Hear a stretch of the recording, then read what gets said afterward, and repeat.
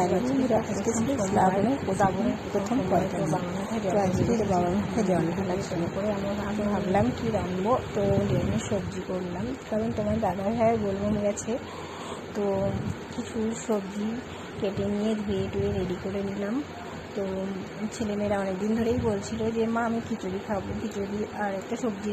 তো আমি তাড়াতাড়ি করে কেটে ধুয়ে নিলাম। তো এখন সম্বারা দিয়ে তরকারিটা বসিয়ে দিলাম। তারপরে তরকারিটা দিয়ে ছেড়ে দিলাম।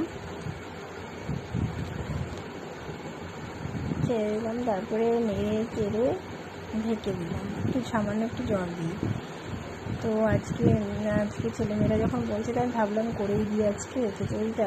তো খিচুড়ির জন্য সব কিছু রেডি করে নিয়েছি। তো বসিয়েই দেবো, আগে সবজিটা হয়ে নিক তারপরে। তো খিচুড়িটাও বসিয়ে দিয়েছি, খিচুড়ি হওয়া ভাব। তো একটু পরে আমার ছেলে মেয়ে বলছে মা অনেক খিদে পেয়েছে, তো দিয়ে দিলাম। তো তোমাদের যাদের ভালো লাগে পাশে থেকো ভাই সবাই।